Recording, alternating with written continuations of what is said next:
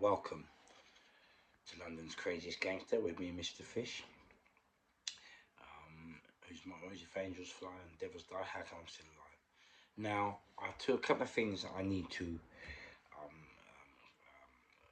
clarify from yesterday's podcast.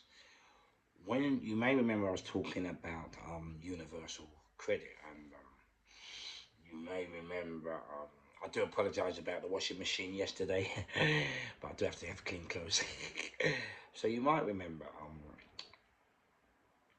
talking about the hospital when the NHS mixed up my records with somebody else's, so they had to stop I couldn't receive any help or nothing from the National Health. And after 3 months of sorting it out, they sorted it out, and then I went to the doctors at Fallen Road Medical Centre, Lambert Grove, and I'm going to mention them on purpose.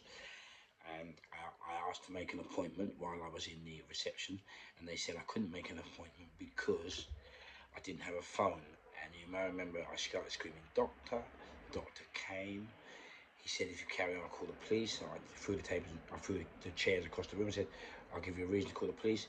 And when the police came, I told them, "I do apologise for you having to take up your time, gentlemen, but the National Health Service is the biggest service in the country, and there must be a protocol in place for people that don't have phones. There has to be." And they agreed with me and made the doctors see me. Now,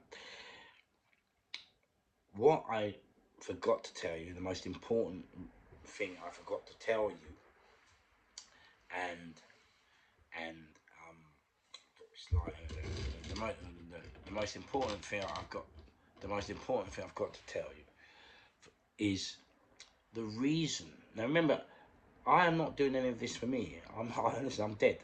Whether you like it or not, I'm dead. I just speak the truth, yeah? But what I'm trying to tell you is, the reason I really got here, the reason I threw the chair, look, because you've got to go a little bit deeper and to listen to what they're telling me. If you don't have a phone, you can't make an appointment. Well, I'm going to spell it differently for you.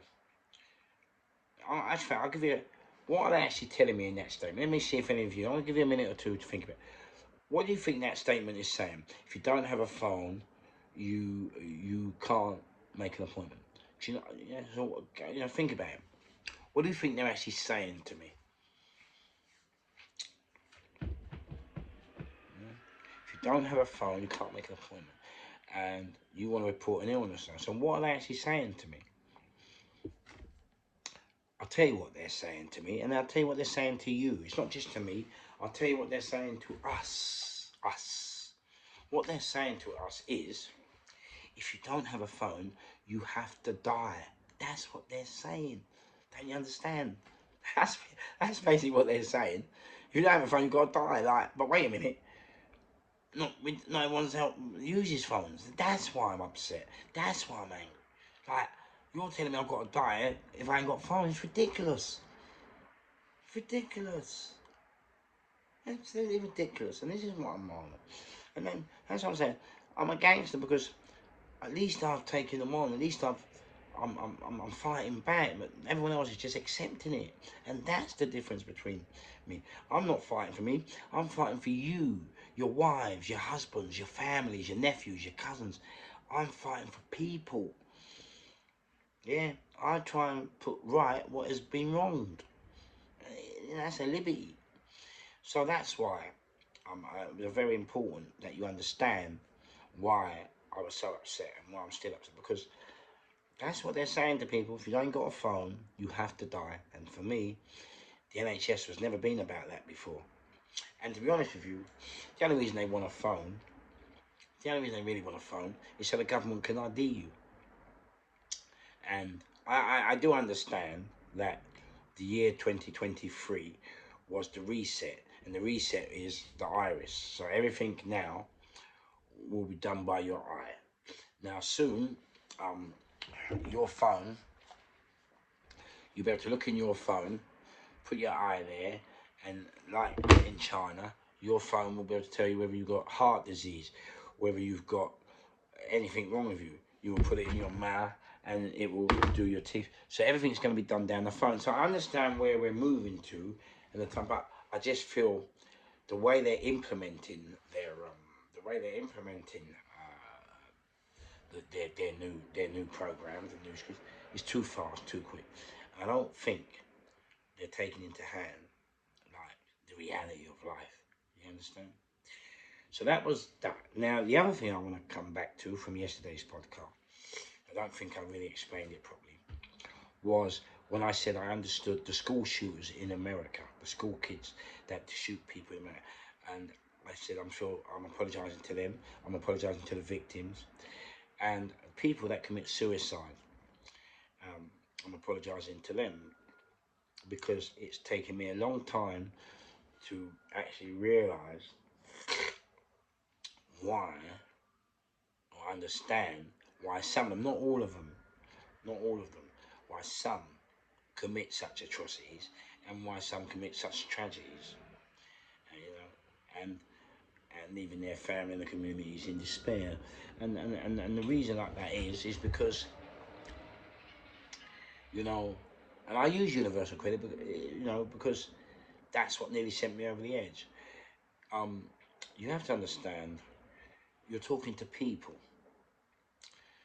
and these people are, I don't understand that they're doing a job, but they don't, it's like they're not listening to you when you're telling them you're about to snap, when they're telling you you've reached the end, when they're telling you you're at the most like devastating point in your life and you're about to make victims of those that you think are not listening to you.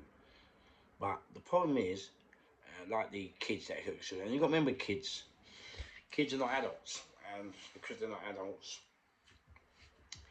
they can only, they're not adults, but you've got to remember now, if you're a 9-year-old kid, you have to have 10 years on because of the social media and it raises their intellect level. So therefore, a 9-year-old is really 19. You have to, you know, add on the extra years.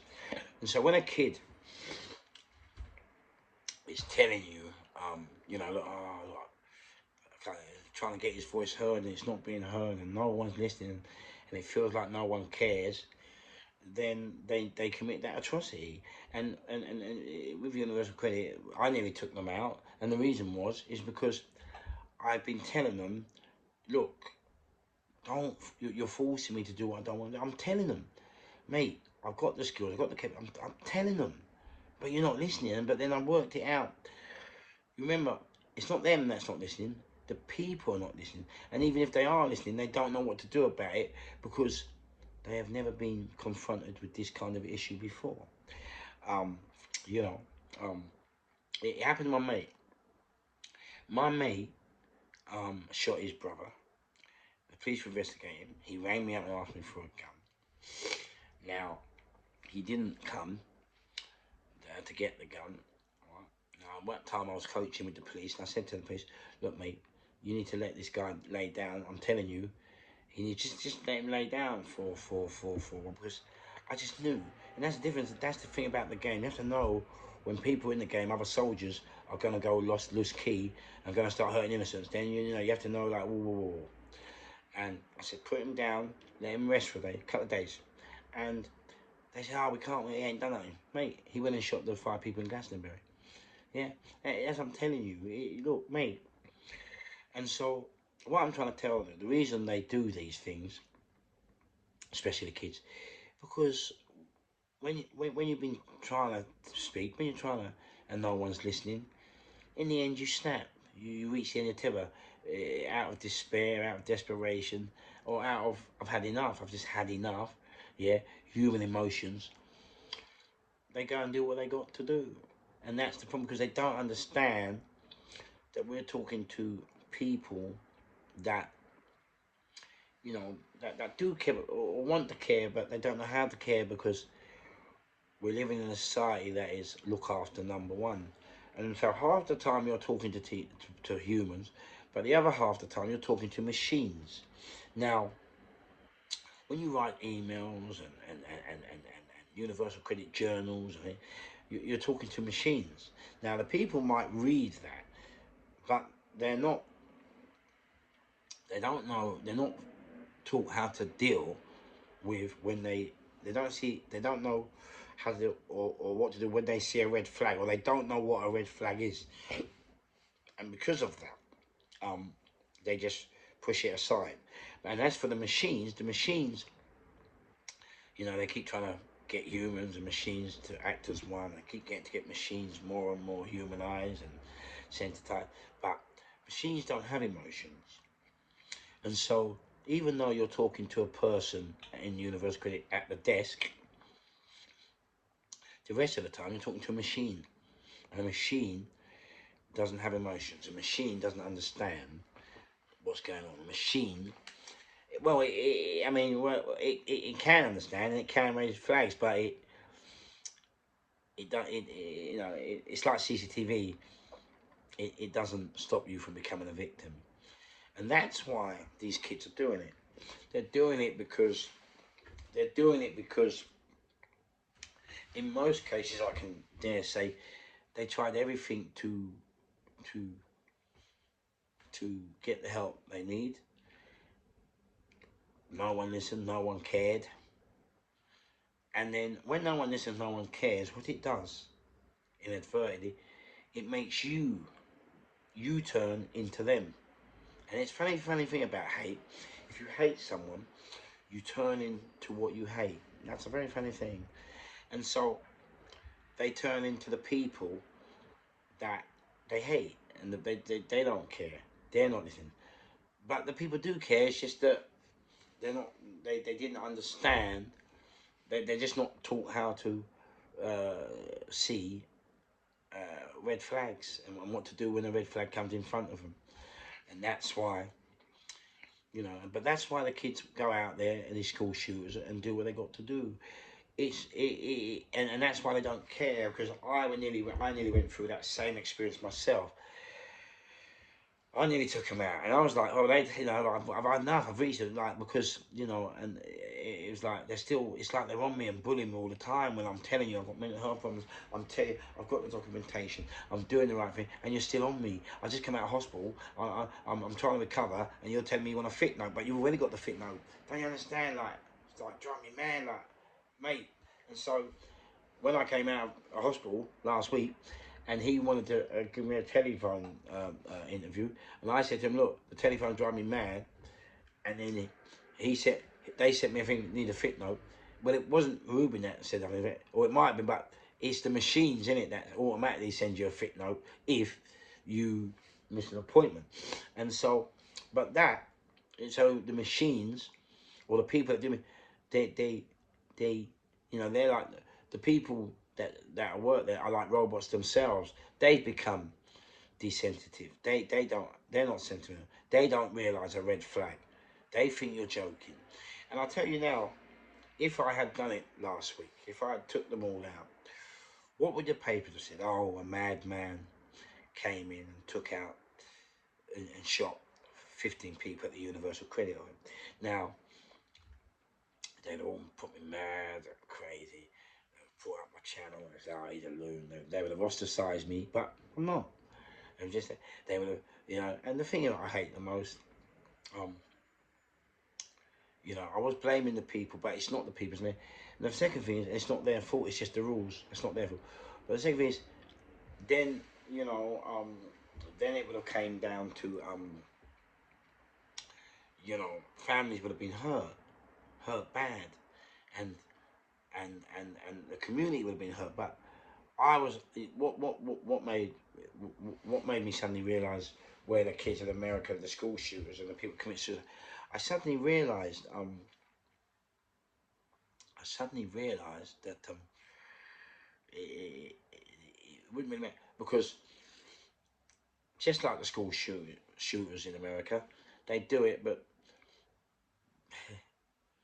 who cares? That's the problem. Like, oh yeah, they try and make you out to be a loner, and I'm a loner. So they'd go, "Oh, he's a loner. He did that, he did that." But I'm not alone in that sense. I've got good people around me. But what I'm telling you is, they would have said, "Oh, we don't know what." They would have looked through and try and look out for it. But there's not information, because when you snap, when you go, you're not putting it in on your Facebook and Instagram. You're not doing them now. You just snap. And I was ready to go to court, so I was ready to take them all out because I didn't care. I didn't care. I'd had enough. Done. I'm done. I felt I'm being bullied, and I just felt like, you know what? Let's just, you know what? Let's just put it to bed. Let's just end it all now. And and and then I was prepared to go to prison for life. I was prepared. It didn't bother me, and that's when I went, wow. Now I understand the kids in America, the shooters. I understand now. I was prepared to go in that door, look at the judge, and just laugh, like, because as far as I'm concerned, I've done everything in my power to tell them, look, mate, mate, you're forcing me into an action that I am trying my hardest not to take. I don't want to do this to you, but it's like it's all you understand, and and that's when that was when I worked out. Fuck me, so that's why the kids I suddenly worked it out, and that's why they don't care when they're in the court. They don't give a shit because they've done everything possible to try and get those in the powers that be to listen, and they didn't. And that's the problem with today's society. And that's why I'm apologising to everyone. And I want people to know now that are in the same situation. Look,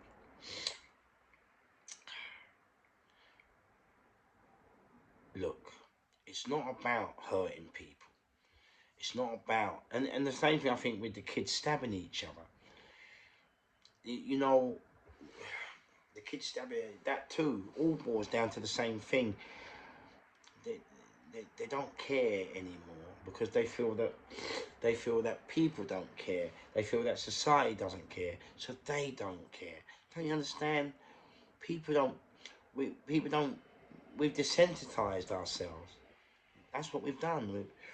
People don't care, and because people don't care, in the end you don't care, and then bang, that's when all these atrocities and tragedies happen, and it's very, very sad because it seems like people don't care.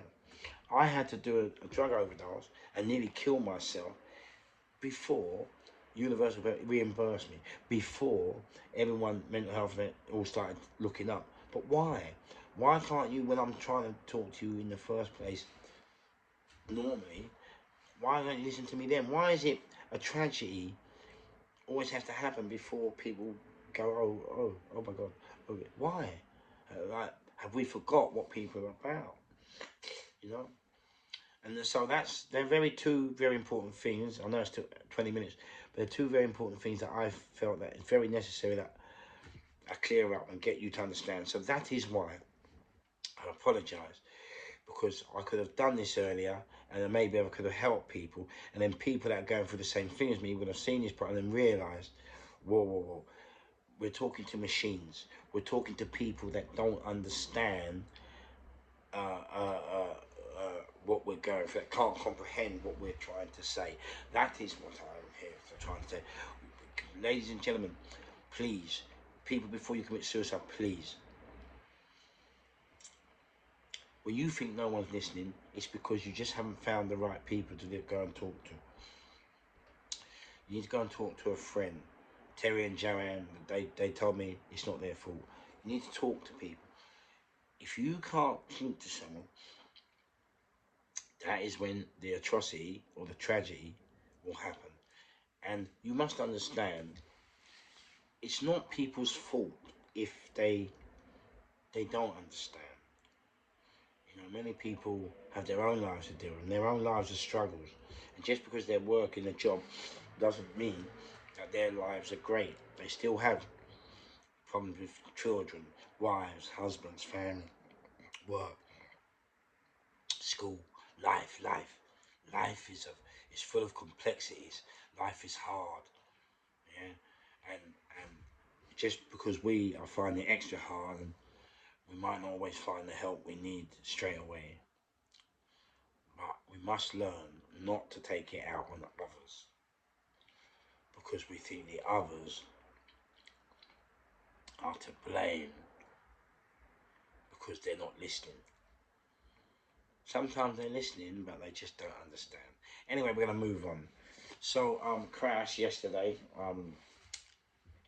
So I'm telling you now all the stuff that's going on, and so now, so I told you I was in the hospital. I told you about the cocaine.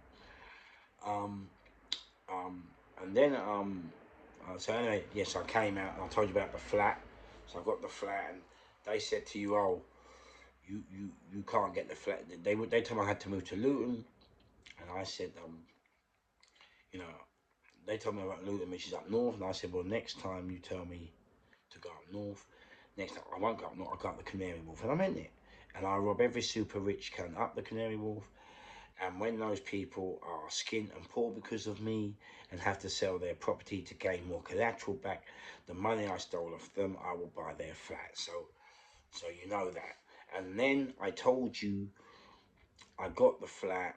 It's £1,720 a month studio. So then I was going to go to work, which is security. But I told you the police stopped me. That's my trade. I don't know nothing else. All I know is about security. And the police stopped me from doing that. And so I got to go on universal credit. Not because I want to, but where are you going to find a job that pays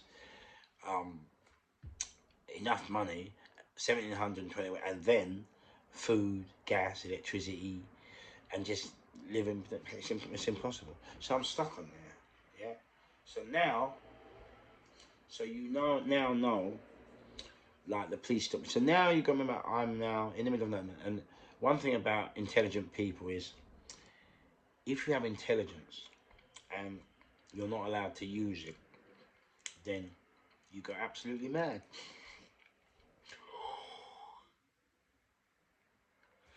Sorry, I do apologise. I told you 4 days down. No gear, so it's just difficult. Now, the next hurdle, what people remember, I'm showing you now what's led up to the breakdown. I'm showing you now. People say gangster. I'm showing you the truth, what goes on behind. Yeah. So I went to Universal Credit, and fair play to them. They sent me on a course, a job employment course, to become self-employed. Now, most of you might think that's easy, but you have to realise. So I went on a course. Now, here's the problem. I've been in prison 10.5 years. Now, another thing you might not know about me is I have not been allowed to fly abroad. So because I'm not allowed to fly, well, I think I am now, as I've been out there, but further, I haven't been allowed to fly. So there's no point getting a passport. And secondly, I applied for my driving license while in HMP Spring Hill, and so my driving license is in my provision is in the prison address. Okay, so I'm just showing you the problem. So now I now I go to get a bank account. Now the banks, I'll just show you the headaches all behind me. Now the banks, yeah, want photo ID, but I've been printing on it. I ain't got photo ID. I don't have a passport, and the driving license I have is paper because I've done it in prison. So it has not photo ID. So now I've got no ID. So now I can't open a bank account. So now Universal Credit want me to be self-employed, but I've got no bank account to put money in. So now I'm going to all the banks, and all the banks saying, well, we need photo ID. So I'm stuck in limbo, and fair play to the probation office for once in their lives. They did do something. And fair play to Universal Credit. Fair play to them. That's what I'm saying.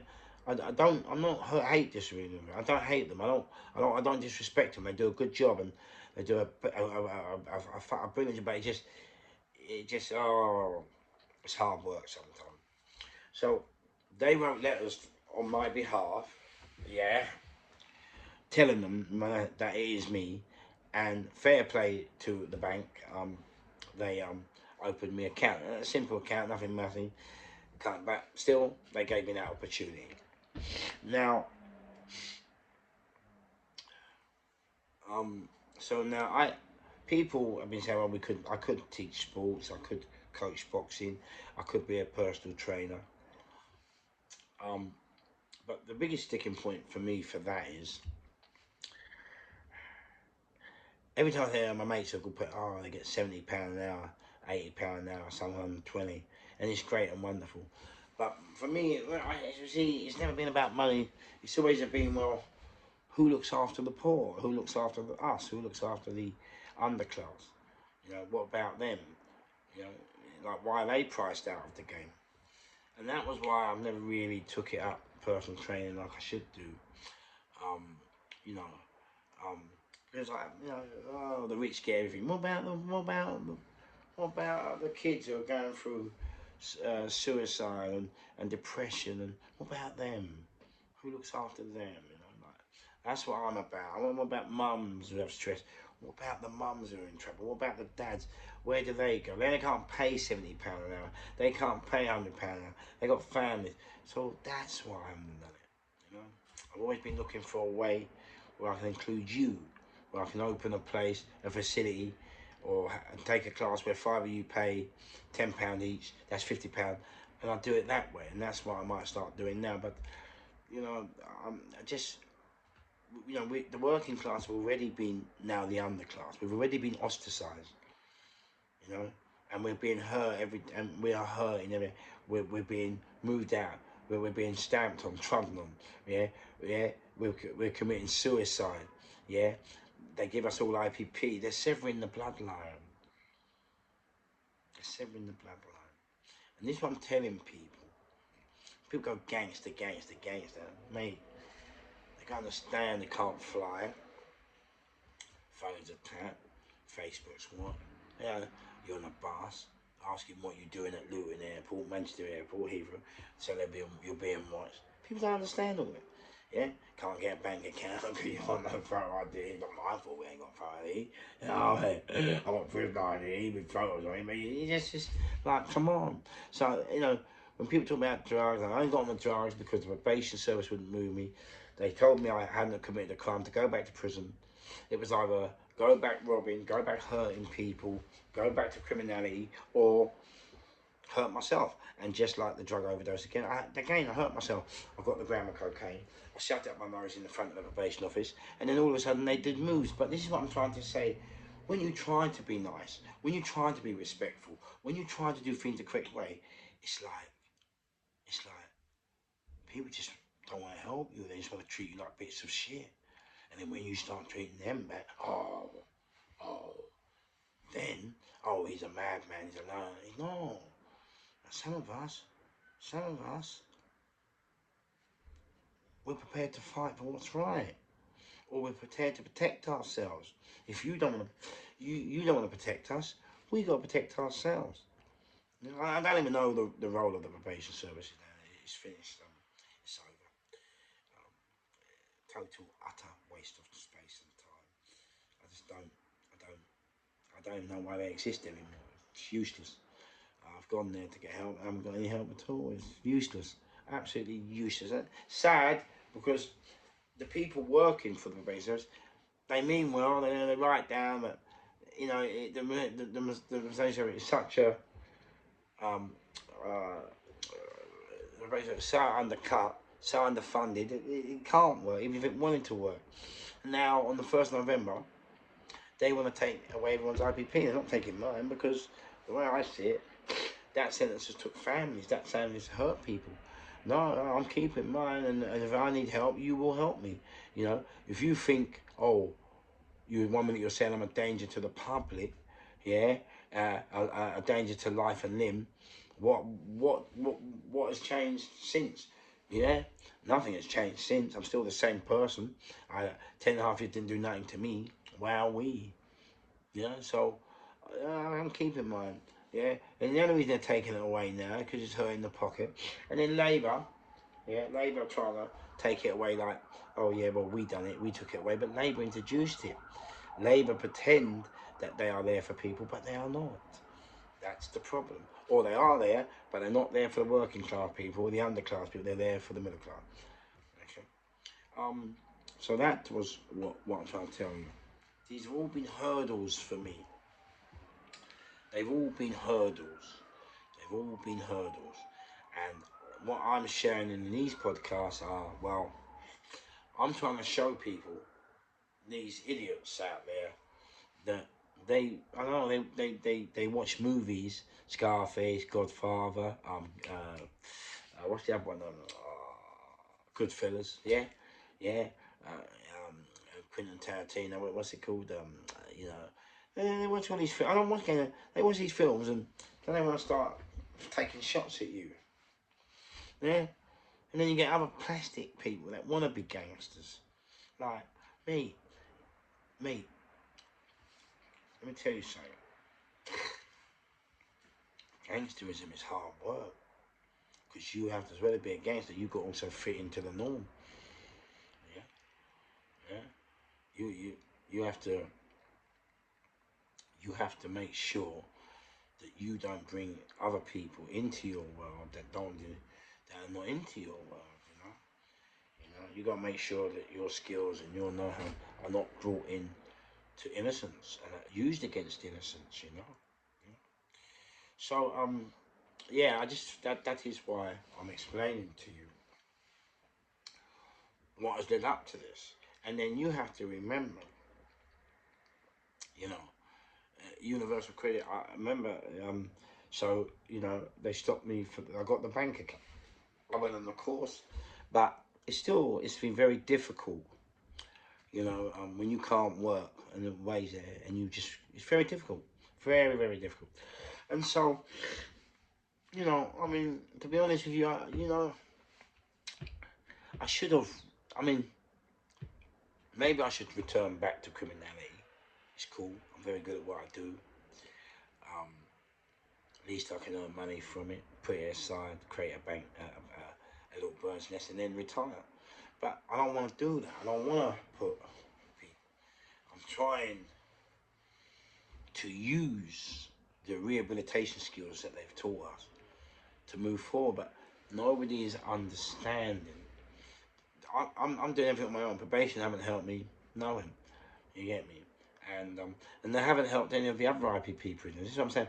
So really, what the probation service have done and what the Labour Party have done, they have created psychopaths. Yeah, we are all lunatics now. There's quite a few of us, and we are believe me, mate. When they take that IPP off everybody, mate, mate. I talked to a few IPPs. My best pal, he's IPP. Callum, wicked. Mate, we are on the edge every day. Guess what people don't realise? We are walking time bombs. We are walking loons. Yeah, we are not what people think. We can go back to prison tomorrow. It's not an issue for us. Yeah. Callum received his IPP at 15 years old. Ridiculous. 15 years old. And that boy has come through it, and mate, he's a machine. He is a machine. Trust me, baby. Callum, mate, machine. Like me, we're machines. They created machines, but not all of us. He's lucky.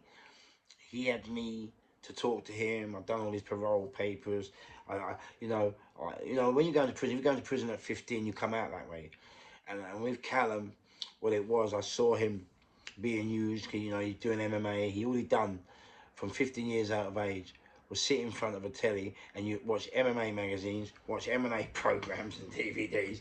He used to train in all the gym and the prison officers and anyone who would want to train him in the cells. He would train, and he came out within 6 months. I'm sure he was the MMA area title holder down in Oxford. Mate, phenomenal. And I trained him, and believe me, when I trained him, he was as lean and mean as ask anyone in Bullingdon. Bullen boys, how are you? Listen, see Callum, me and Callum, I'm a machine myself, don't get me wrong. When it's time for me to go there, I go there. And Callum, he is a machine as well. So we're all machines, but we try, And another thing about doing 99 years is solitary. We're very, we can live on our own, Mate, we've lived on our own for 10.5 years. Callum, 10 years. From 15, he lived on his own. You know what I mean? He said, mate, we're solitary. We're banged up, screws, boom, boom, fights, tear ups. Mate, we've lived it. Hot water, sugars back. We got to watch our friends come out unscarred, fight, tear. Oh, mayhem, mayhem, mayhem. But we lived it, you know? And we're out now. And, you know, we come on YouTube, and it's funny on YouTube. I bear everything on YouTube, and it's funny. Everyone slags you off. These people are weak, innit? They're because, you see, you know, one thing I've noticed is so many people, especially now, they got nothing going on in their lives. And they want to slag me off. But mate, yeah, it always makes me laugh when people slag me off. Because I ain't got nothing, and I am nothing. I'm just a character which is a real character that has taken on battles, that have done things. That's it, like, good and bad, aren't there? Dark things, light things, but for good causes. That's the way it is. The police have to shoot people for good causes. That's it, you know. But not all the time. I make mistakes. We all make mistakes. It's like, that's what I'm trying to tell you. You know, I bear it all. I'm not hiding no shit. I'll just tell you as it is. You know, and I always find it very strange when people say, "Oh," like someone said to me the other day, "Oh, stop talking like that. You're talking about too much." These people see what the people don't understand about me. And Gary, I'm not having a go at you like that, Gary. You know, my mate Gary, who lives up the road from me, who told me I'm a journalist. Gary, I weren't slagging you off like that. What I was telling you is, I really don't care. Yes, you're right. I am a journalist, but I'm a journalist of a different approach. I don't, you know, I am a journalist, but I'm a journalist. But I'm different, Gary. And this is the problem. When people say, "Oh, you're letting out too many," what they don't understand is this don't care because this is real, and the information I'm letting out is reality. I don't care. It's real. Why am I going to come to you and talk shit? What's the point? It's real. And another thing people have to understand is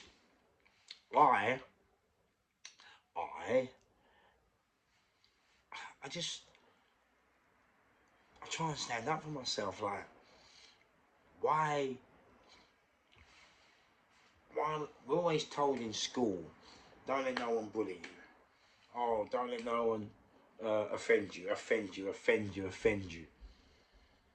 Yeah, but they don't want you. So they don't. If anyone offends you, they want you to run. But when anyone bullies you, they don't want to do nothing about it.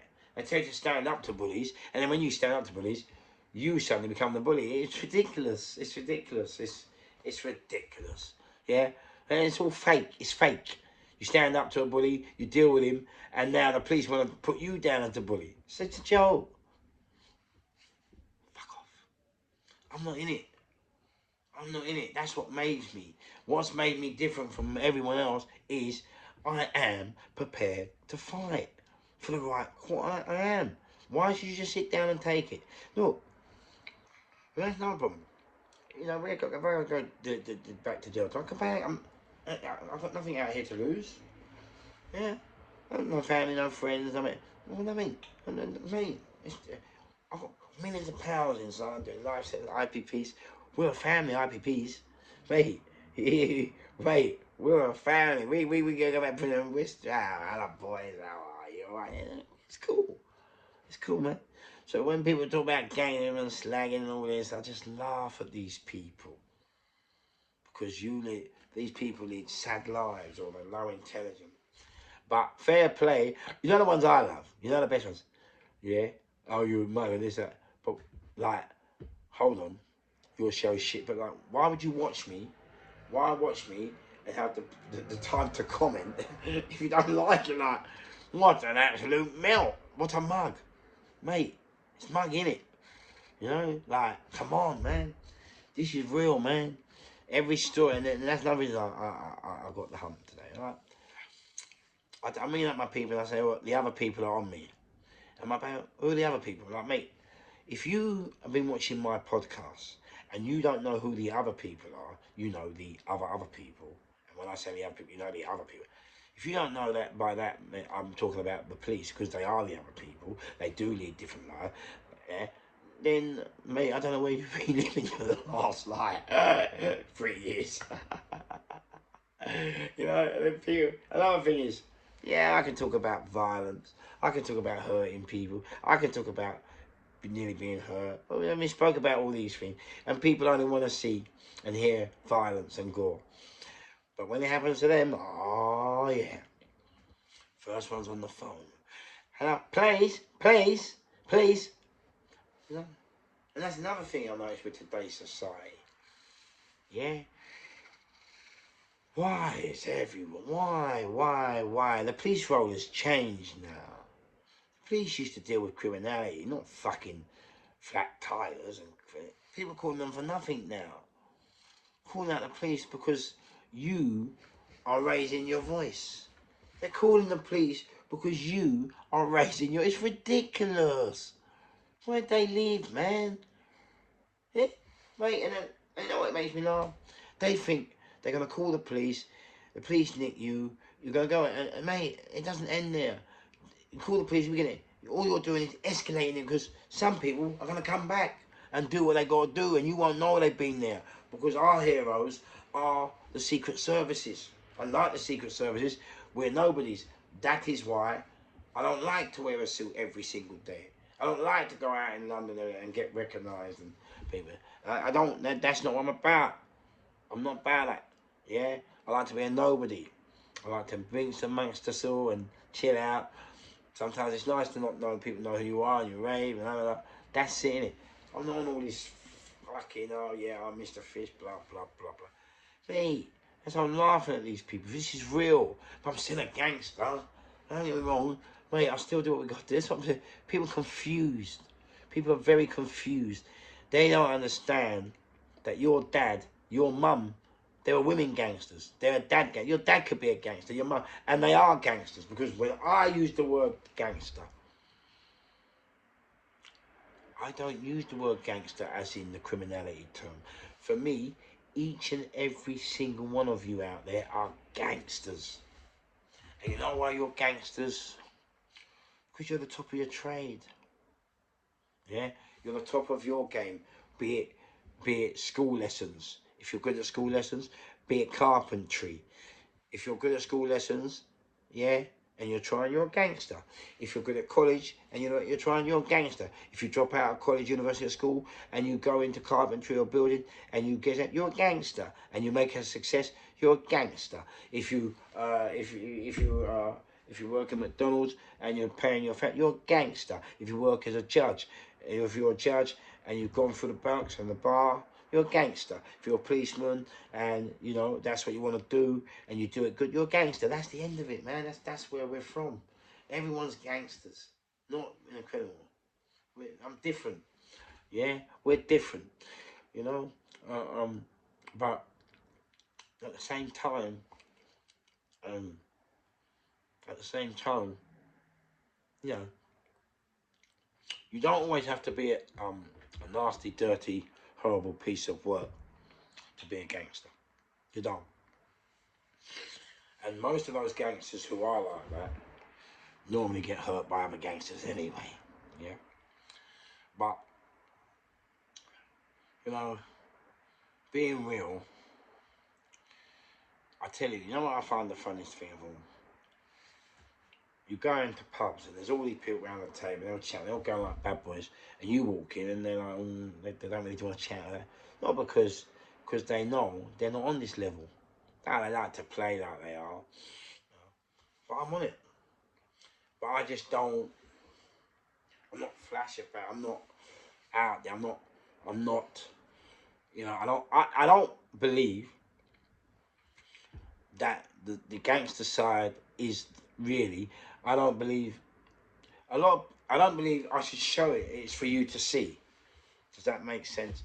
It's not for you to see. And that is why people get confused with me, because I'm always laughing and joking and fun, happy-go-lucky, and I help. And that's why, you know, when people meet me, they go, "What, you're Mr. Fish?" And I say, "Yeah." They go, "What, you?" They can't comprehend it. We was expecting some big black nasty looking man. Mate, we can all, mate, SAS, Marine Soldier, SAS, SBS, mate, Secret Service. They're all machines. They all look nice and come on the outside. They cut your fucking face off, turn you inside out, upside down before you even know they've been and come. Huh? Come on. Yeah. Stop letting the imagination run wild.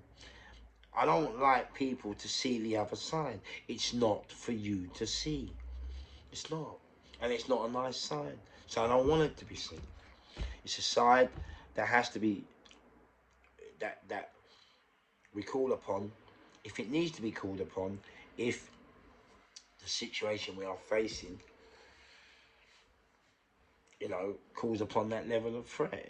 That if the situation, if the level of threat that situation requires that, then we will bring it out. But it's not for the public to see. It's not for the public. It's not for the public domain. It's not for you lot. So anyway, I hope that's kind of explained it. I'm sorry it's a little bit draw and drab today, but people need to understand the real life and the complexities that go with this word gangster, or this person, this kind of person. Yeah, we're real, and in the real world, don't get me wrong, I'm surrounded with people that got money, watches. I'm surrounded by them. I'm surrounded with the criminal fraternity. I am. And even the criminal fraternity, they never comprehend why I don't want to watch Flash Watch. They can't comprehend why I don't want to. They can't comprehend. They think it's all down to the drugs. Just that. But no. This. You see, the secret I've learned is be happy with what you got and not what you want. Be happy with who you are. I've learned about solitude. I'm happy. Don't you understand? I can be happy with nothing. You know what makes me the happiest most of all? You know what really makes me happy? A packet of sweets. Crap. Right, yeah, so I just want to tell you. So now, because of universal credit, they keep telling me I'm going to mental health, and I told you I went to the doctors, and the doctor put me for a memory test, and then at St Mary's, and then a doctor at Fallen Home, which I can only think is the one that the biased one, stopped it from happening. They done with hearing at St Mary's, so they sent that Fallen Road and they doctored again, stopped it. So I think it's biased. So I'm going to go. I said I'm going to sit them. I want to take them to court now, see, because now they put me. So now that was why we did the drug overdose. This is all the combination of these two podcasts that you have seen is what led to a breakdown. And I'm telling you what, a lot more people, yeah, would have broken down a hell of a lot longer than me. Yeah, they'd have broken down. And then you got, you know what, I'm not going to talk about that. I was about to say something else, but and all this had led to that. So when I led to that breakdown, when that was why you saw the podcast talking about hospital and release. Do you not know I was all over the place? Do you not notice? That was the breakdown. You were seeing me in the midst of a breakdown. When you heard me saying, yeah, universal credit, you give me £300, you're damn right I'm going to get a ticket. That was the breakdown. I'm gone. I finished. I'm having a breakdown. Don't you understand? And I'm showing you now. That's why I'm back now, calm, collected, smooth and gentle. I'm recovering from the breakdown, but that's why those podcasts were done that way. And when I did take that overdose, so I took it. I took a great big handful of LSD, shoved it all down my throat. But the whole joke was, at the time, I didn't really think it was an overdose. I just thought, I know about LSD. I know about most, but I just, I just, I think I'm written. I was just in that didn't care mood, and the reason I was found on the street was because I went out for a walk. When you're on LSD, you have to go out for a walk and enjoy the colours and the air and the oxygen. But I suppose it was too much acid for the brain, and but I'm gonna be honest with you. I loved it. I thought the whole I thought the whole, being on life support and unresponsive, and I just thought the whole thing was hilarious. And that's what I'm saying about me. Look, man, when I woke up in that hospital bed, I did not know I'd been in a coma for 4 days. I did not know. I didn't know I was found in the street, unconscious or unresponsive. I didn't know. So when I woke up in that hospital bed, now you got to remember, I have taken, and my mate, he said, oh, I've taken like half a sheet of A4 paper with trips. And my mate, you know these people that their only friend is a pint of beer. And they're just bitter. Mate, he said, oh, you can't take it. Yeah, you die. But, mate, that's what I'm saying. This is a different, this is strong mentally, innit? Look, you can't just get up and put on a 15 kilo. I came out of hospital, innit, after life support and trauma.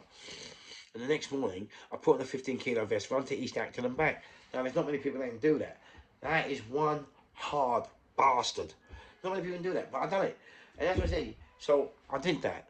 Now, he said, you died. Well, I nearly did, the silly idiot. And I'm saying another one, thick. I nearly did, but I'm strong, I'm powerful. Yeah, I always am. And, I'm going to tell you, when I woke up in that hospital bed, listen, look, ladies and gentlemen, I'm not going to lie to you. I thought it was the most funniest, hilarious, instant of my life. I woke up. So, I've been in a coma for 4 days, which I don't know. I wake up out of the coma, and all I see are these machines and this love it. And I'm like, wow. Remember, I'm still tripping in. I'm like, wow. Oh, these trips up. Oh, they're brilliant. Absolutely beautiful, right? I'm looking around the machines and I can see the hoses. I can see the hose, the oxygen. So now I'm thinking, right, man, I'm in a spacesuit, man. I'm in a spacesuit, and I'm in a NASA space station. I'm thinking, yes, oh, what a trip, brilliant, absolute, oh, fab. And so I'm looking for the other spaceman, and I'm like, wow, isn't this brilliant? And then I get to the end of the bed, and there's Joanne.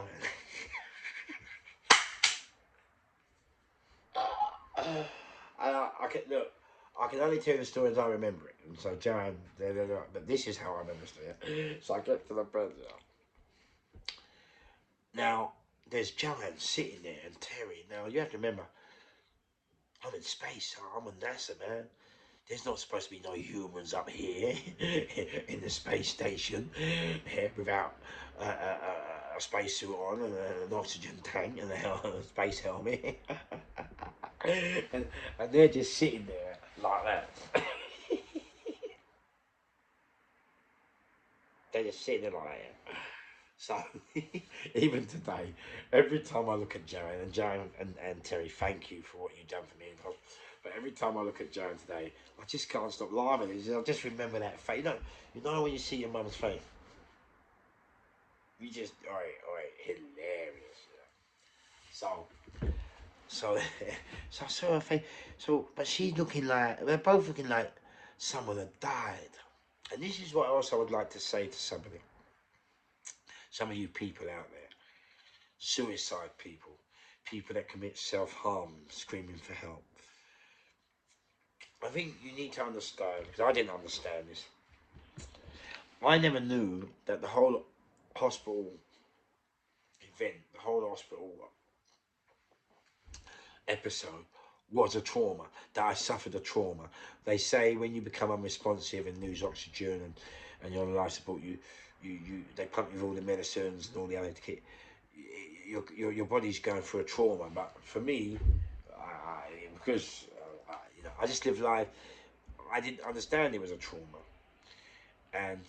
But then I'm asking all you people that are thinking about suicide, all you people that are thinking about hurting other people, I'm asking you to just stop and think for one moment and think, do you understand? Look. And this is what else I learned. You have to understand that when you hurt yourself and put yourself in a trauma and on these machines, and you're also putting the people that care and worry and love you in a trauma as well. That's what you're doing. I didn't understand. At first I got up being me, not selfish, but just being me. I just don't see it all, and I just went running, done this, done that, and it took me. I came out of there Thursday, and it didn't take me till Sunday before I actually realised. You know what? Fuck me, Terry and Jan. I felt so sorry for them. So because, you know what? It must have been devastating for them, to see their pal. I'm like that kid. I'm friend and fan, but I'm the biggest kid in the world, and I'm like, it must have been for them to see me on that support machine, and thinking that I'm gonna go. Mate, it just didn't register in my head, and so I want to tell everybody out there: look, before you contemplate doing silly things, I should have spoke to Terry and Jan before I'd done it, and I was left the house, but. Sometimes when you're used to doing it on your own, you do. But people, please believe me, people. When you're doing this thing, it does hurt the people that love and care for you. And sometimes they're the people that do love and care. You need to go around them and heal that way. You know, um, when I was going to go and take out the people at Universal Credit, I'm going to be honest with you. If Terry and Joanne, and yeah, I was there on my own. And that's the other problem. That's not. If you're on your own, no one around you, and you make that decision, let me tell you something. You're going to do that decision. And so I was lucky because I rang Terry and I said, Terry, do me a favour. Can you come pick me up and take me to yours? Yeah, something just told me in my head, Fish, you need to go around. And when I went round there, we had such a great time. And I realised sometimes you do need love around you. You do need good people, caring people around you. You need people around you. Yeah? I never really realised that before. The strength of love and care and worry that other family members bring to each other. But you do. And that's why I want to tell anybody who's contemplating suicide, anybody who's contemplating death, anybody who's thinking that that's the solution. No, it's not. Please, you have to remember that others, sometimes you might think they don't care. They might, and sometimes you might think they're fake. I have the same problem with one of my family. But you know what? It's life. It's life. It's life. It's life. Yeah. It's life. It's just, but you have to understand you hurt them. Not the fake one, but the others. You hurt them. You hurt them. You hurt them. You understand? You hurt them. It does hurt. And my sister said it to me. She said, "Oh, you're selfish." It's not selfish. We need a different life. We need a thing, but it hurts. It hurts. It worried them. That's why, for me, I've always tried to keep that side away from family. That's why in our game, in the game, you can't have family around you. It's not being selfish. It's because I don't want to get you involved in something that you're not involved in. And in order to protect you, we have to sit alone, stay alone, and stick with people of our own caliber, and that are in the same game as us, and that are on the same, not the same game, but same paths, similar paths. We have to speak with you. So when people do come to hurt us and blow us away, at least they hurt us. They blow me away, no big deal. Who am I going to complain? I mean, you can't do to others, and then what happens to you, moan? It's life, isn't it? I mean, at least I'm real. So come on, people. This. When you hurt your people, if you really love your family, if you really love your friends that do care for you, if you really, really do, mate, speak to them. Because when I saw Terry and Joan's face, you know what? I thought someone had died, not knowing that it was nearly me. But I realised even the next couple of days, and Terry kept saying, "Slow down there." and in his way, you know, slow down there. And I said, it just said it hit me, you know, the old man, like Steve Barter, Sandy. Oh, I've only lost one son of drugs. I don't want to lose. It hit me. It actually hit me. You know, Terry and Joe, they're saying to me, "Fucking slow down, like chill out. You're going like slow down, like kid, relax. You take everything you take everything a mile an you're just a you're just a time I'm flying out with the universe, you know. It's crazy.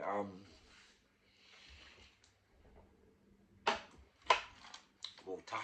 Ah, yep. It's sorry about that. Yeah, it's crazy. Come on, people. You know, suicide is one of the most oh, hardest thing a man can do to himself. And suicide is the hardest thing a person, man, woman, or child can do. And you know, but I never ever thought a drug overdose is suicide. You just don't think about it. I suppose it is. And you know, I always notice when my mates do commit suicide, friends, women, it's always a heart-wrenching thing. But it's kind of like why? There's always that why, like you didn't see it. But it's funny, isn't it? Because that's what I'm saying. That's why I bring everything to the fore. Some people hold everything in and they never see what's going on underneath them. You know, so come on, people. Come on, please, for me. It's. Listen, everything is in here. It's all here. Here. Nothing is out here until you bring it from here. So in here, you have to admit and you have to know, you have to say, well, cool. It's only in the mind, you know. You have to understand that. And you have to understand that. I suppose this is the difficult part. What I'm going to say. You have to also understand that other people going through the same, if not worse than you. And this is why it's very important, very, very, very important to understand, to see others. And this is what happens. This is why that slogan, look after number one. That's why I fight that slogan sometimes. It's good in up to a certain point. But sometimes it's very, very important you see others. It's very important you see the people in Gaza. It's very important you see the people in Ukraine.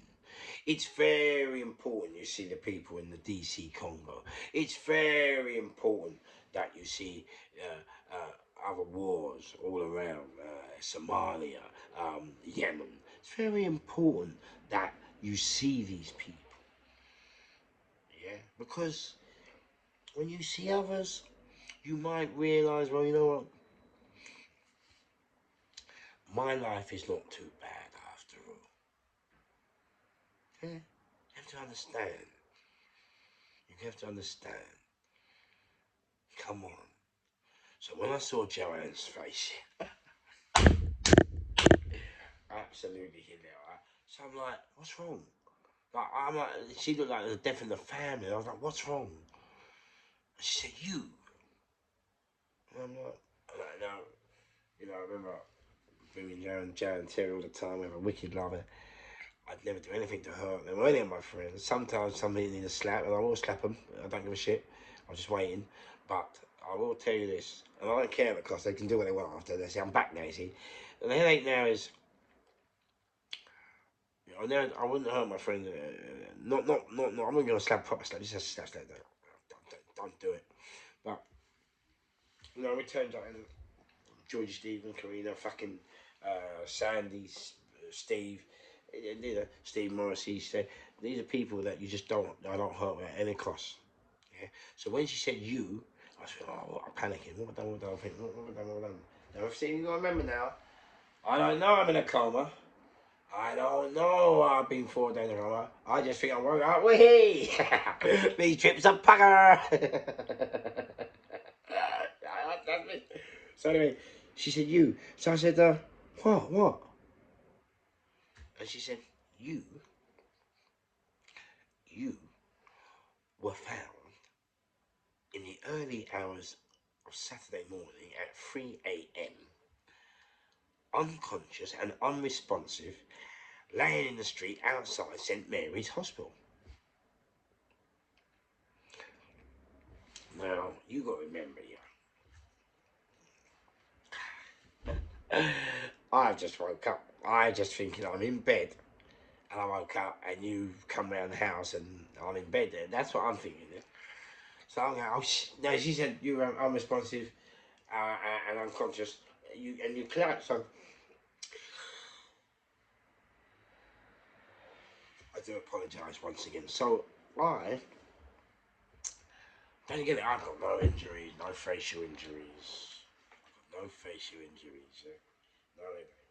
So I'm thinking. Sam, I said, shut up, Sam, what are we talking about? Wait, what are we talking about? And she said, look around you. So I looked around, I'm like, yeah. I don't get it. I'm still not cottoning on. I don't know myself in hospital. She said, you're in hospital? I said, Sam, so she was in hospital. I went, oh, shut up. I was still thinking she's pulling my leg. I was still thinking she's winding me up. I don't know why. I think because I'm thinking I'm in a spacesuit. And then she said, you're in Charing's Cross Intensive Care Unit. Yeah? You're like, look in your mouth. And that's what I thought she said. So I looked in and I see the hoses. And so this could have been before I spoke to her and I woke up. When I first woke up, I saw the half foot. And then she came in. But anyway, this is the way I saw it. So I looked in my mouth and I saw the hoses. Oh, you gotta laugh. Oh, crap. Hilarious. So now I'm realising there's an oxygen hose going here, a food hose here, here, another hose up my nose, and my balls are to a hose going in my cock to a urine bag, so I'm pissed all the time. Oh, absolutely brilliant. I mean, if that's not class, ladies and gentlemen, I thought I was in a spaceship. I thought I was in a spaceship. Oh, absolutely hilarious. So anyway, no. Oh, God. So anyway, now I've come to it and I think, well, yeah. Now, I gotta laugh. So now, yeah, I think, well, all right. I think, all right, cool. Right, no problem. I'm here now. So let's go to work. And when I say let's go to work, what I'm telling you is, I've always been out there for people. Even my podcast is for people. It's not for me. I always try to help people. I always try to help. My real role in society is, I do apologise. I'm very tired. I've been able to give a couple of days, so it's taking its toll. But what I'm saying to you is, my real role is helping people with problems. Like suicide problems, self-harm, family problems, splitting up with partners, kids being bad at school, rifts in the family, partners splitting, all that kind of thing. Oh, sorry, ladies and gentlemen. I do apologise to you. I'm coming out. So anyway, that's my real role. So I thought to myself, well, if I'm here, let's get to work. And so, as I told you in the other podcast, I'm doing it now because I'm now calm, relaxed. I think the other podcast was mad, scatty, and so I'm doing it. Now, as I told you, there was a 70-year-old man to the left of me, and about a 35 to 40-year-old man to the right. And I'm thinking, right. So I woke up next morning, and then this woman, the wife of the 23-year-old man, was sitting there, and she's crying. She really looks on her own. So I could go to work. So my work was, right. Let's see if we can take some of their pain and alleviate them and just. So I went over. I said, "Oh, you alright, honey?"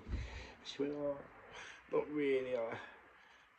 Look at him. I can't live without him. He better wait. I can't live." I said, "I'll come home. We'll be alright." She goes, "He has to be. He has to be. I can't live without him." And so I said, "Well, okay. What did he do?" And he said, "Oh, he was a postman. He was a postman for 43 years up in East Sheer." And so I said, "Oh yeah." She said, "Yeah." She said, "Oh, he was a wonderful man, always there." And I let her talk. That's how sometimes people just need to talk, innit? People just need to talk. And she was spraying, and I forgot what she done. Oh, I forgot what she done. She told me. But anyway, so now she told me I'm armed with everything I need. So I'm talking to him in the night. "Come on, mate. You got to do this. Come on. You got to come through it." I'm saying to him, he's still unconscious. He's unresponsive. I'm saying, she'll die. She'll die. You can't do this to her. She just said it to me. She can't do that. You come on, kid. Come on, mate. You gotta do this. And so I talked to him for the day, and then I went to bed at night. That night, you have to remember, there's nobody. We're all on intensive care, so it's just bodies, motionless bodies on oxygen, on life support machines keeping us alive. You know, and it's dead quiet. All we got is nurses trying to monitor the monitors and looking, and I'm talking to him, whispering. But the nurses are talking to me as well. We had such a brilliant nurse. I want to thank all the nurses of Charing Cross Hospital, St Mary's Hospital, and nurses all over the country and all over the world. All over the world. What you do, male nurses, women nurses, doctors, male and female, all over the world. I want to, except the ones at Fallen Road, who are blocking, who are blocking my memory tenor. I'm not thanking him. Those doctors are dirt, filth, and scum. But I will deal with that tomorrow. And trust me, I'm going there. I want to stop. But anyway, Crash, how's your father? Yeah. But these doctors, we're having a laugh with these doctors, but I'm whispering to him like that. "Come on, son. Come on, son." And I'm looking, and I'm like, "Come on, mate." See, I care. I care about people. I genuinely care. And it's funny, when you get someone that cares, everyone else thinks you're a cunt or why is it so bad to care? Why is it so wrong to care for people? Why? I don't get it. I don't understand it. But I care, yeah. So anyway, next week I'm talking to him again. The wife's back. We're talking. She's a little bit happy now because we're talking now. I'm putting her out of it. Talking about her daughters and her life. 59 years of marriage. She's happier now than how they met in Bristol or something. She's something like that. But they're happy now. They're happy now. Yeah? So I'm talking to him, and then at about approximately 2 in the morning, he's got. He went. So he's laying there. And I see he's like, "I've got him. Yes, I've got him. I've got him. Yes, he's back." Yeah, alright, he's here. So, "Come on, son." But he's still not responding. He's just coughed, but his arm moved, but he's still not back, fully back. He's still unresponsive. So, I get out in the morning, and the nurse thinks, I go, "Hello, mate. Hello, mate." Yeah. He's still not. I said, "Okay. Your wife said you used to be a postman." He went, "Yeah, yeah." And he's right, like, yeah. He said the postcode of East Sheeran where he used to work for. And I said to him, "Wow, postman, eh?" I said, "Oh, well, postman was a different in the old days, wasn't it?" I said, "That's when the post was heavy, when remember they had the grey sack, and oh my God, that was when a postman really had it." And I said, especially up in East Sheeran, with those big houses. I said, "Do you remember the paper rounds in the old day?" I said, "Mate, remember the New World Sunday Telegraph and the Observer?" I said, "Oh, mate, I said, especially up East Sheeran, because they're all intellectual. Mate, them bags must have been heavy. Do you remember how heavy the bag? He went, do I? Do I? And then he said to me, oh, I could do with a nice ice cold glass of water, but I'm deaf. So I thought he said I could do with an ice cold beer. So I said, oh no, mate, you're not ready for a beer yet. So he said again, he went, I could do with an ice cold glass of water. And again, being deaf, I thought he said a beer. And so Crash, I'm saying, mate, so now I'm thinking maybe I haven't got him as good as maybe he's not quite back as good as I thought he is. And then Joanne, you know, mums can hear everything from 3 miles out of nowhere. You know, you could be, you know, like on the 4th floor and your mum in the basement and she still hear everything you're saying. Mums have got fantastic sixth senses. Mums are. So I said, no, Fish, he doesn't. Fish, he's asking for a glass of water. So I turned around to the nurse. Now, you got to remember now, these nurses, you know, they're the most best people in the world. And they got the hardest job in the world. Watching people die, or watching them come through, or watching them being, when they come out disabled. So they, even though they do a brilliant job, they still have to be insensitive to what they do. Like me, I have to be insensitive to what I do on some of the things that we do, because if you bring that, it will destroy you mentally. You have to be unsensitive. Yeah, that's it. Yeah. So Crash has your father. I I turned round and I said to the nurse, oh, can you get me a drink of water? But the nurse was just taking time, weren't they? Because they're used to this, but he said it twice. So I had to put it on and I said, mate, please, you need the water now. Like, come, mate. But I knew the nurse is right, I knew. And he got the water and he was happy. That, you know, like, you know, the guy's just come out of unresponsiveness. He's been there now, unconscious, unresponsive. He's now in a coma. He's come out of it. Like, give him a glass of water. That's all he asked. That's all he asked. Come on, man. So it was done. And then we got talking, and he was saying how he married 59 years and how he met his wife, and brilliant. Now, so job done. I thought, right, it's done. You know, you're just a good person. I'm not saying like, I'm not telling you all to bring your loved ones to me and let me touch them and heal them. I'm not the Pope. I'm not the second coming. Oi, the way I'm carrying on, you think I would do that. The story of light.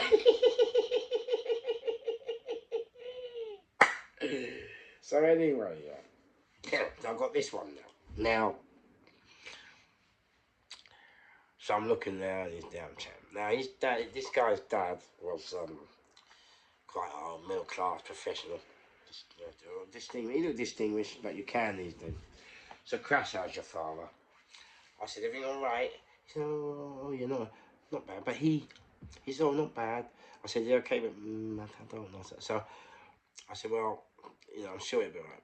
But you know, when I was talking to him, as I said to you in the earlier podcast, he was wary of me, because people, when you actually, you remember, a lot of people live under this banner, look after number one and family first.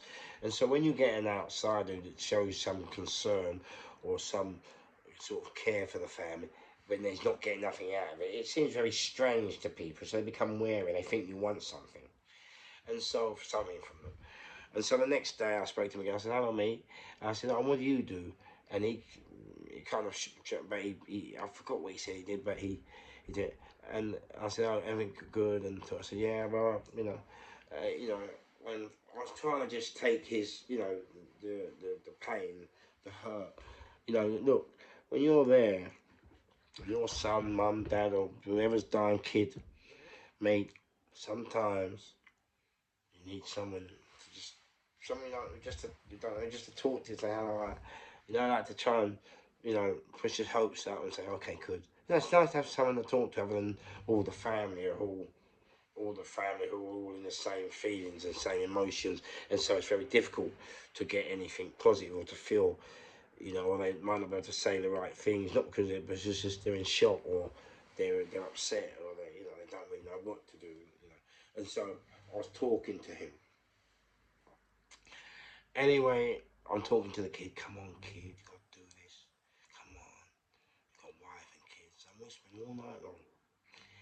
And at the same time, the other one, approximately 2 in the morning, when he he can't hear. The same thing, and I thought, yes. All right. So I thought, oh yeah. I said to her, all right, you come here. It was good. It's at night.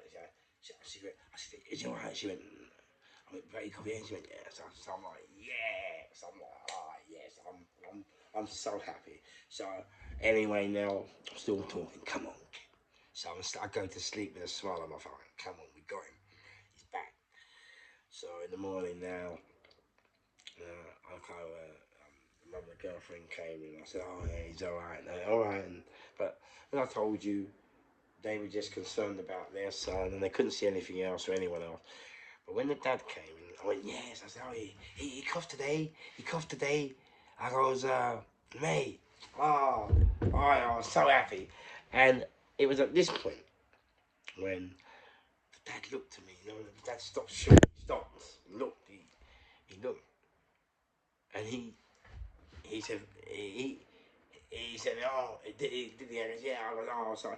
He goes, "Oh, yeah, thank you." He said, "Thank." But that was the first time the dad realised what I was about, what I was. The first time he actually knew I was genuinely 100% happy for him and his family and the kid himself. I think he suddenly realised that I was.